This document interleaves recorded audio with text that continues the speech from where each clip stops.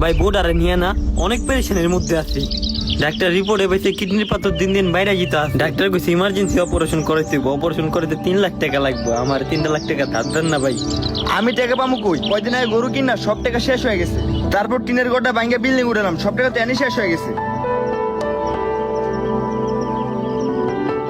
ভাই এখন যদি কোনো জায়গায় টাকা না পাই না, ওই আব্বার দেওয়া যে জমিটা আছে না, শেষ পর্যন্ত ওই জমিটা আমার বিক্রি করে দিতে হইব। কি করবি তাহলে? আর বিপদ থেকে উদ্ধার হইতে হলে তো জমিটা বিক্রি করতে হইব। চাস্তো ভাই আমি না খুবই বড় একটা সমস্যার মধ্যে পড়ে গেছি। প্রত্যেকটা দুয়ারে গিয়ে আমার খালি হাতে ফিরতে হইতে আছে। বোর্ডার চিকিৎসা করার লেগে ইমার্জেন্সি 2 থেকে 2.5 লাখ টাকা লাগবে। আমি কোনোভাবে টাকা জোগাড় করতে পারতাছি না। চাচারও তো কইলাম, চাচা কইলো এর কাছে টাকা নাই, তুই একটু চাচারা দেখ না রাজি করতে পারস নি। আব্বাই না করে দিছে, তাইলে আমি আর কি কমু? আব্বার কাছে থাকলে তো আব্বা হয় কইতো। এই লোকটা আগে আইছে, যদি জমি উনি না কিনে তখন তোরা কিনার একটা সুযোগ পাবি। আপন মানুষের থেকে অনেক তোর কাছে বেশি মূল্যবান হয়ে গেছে। নাকি আমি করতে পারছি তোর কাছে আপন হয়ে গেছে? এই মি আপন কার কই জানেন? এই বেটা আপন কার কই জানোস তুই?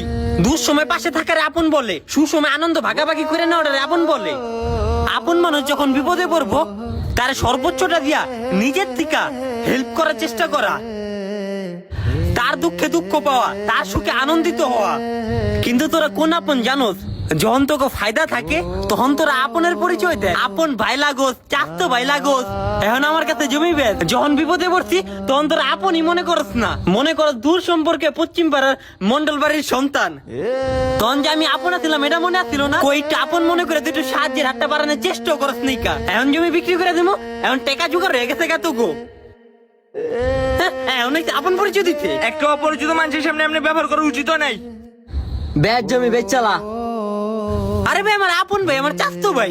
আমি বিপদে পড়ে জমিটা বেচতে আসছি, ওর কাছে হাত পেতে সাহায্য চাইছি, তখন ওরা মুখের উপরে না করে দিচ্ছে। হ্যান জমি কিন্তু 2টা লাগছে। শালার ঘরে শালারা। বিপদের সময় ম্যাক্সিমাম সময় কোনো আপন মানুষের থেকে সাহায্য পাওয়া যায় না, কিন্তু যখনই না পেরে জমি জামা ভিটা বাড়ি বিক্রি করতে যাই তখন সবার আগে খরিদ্দার আপন মানুষ এসে দাঁড়ায়।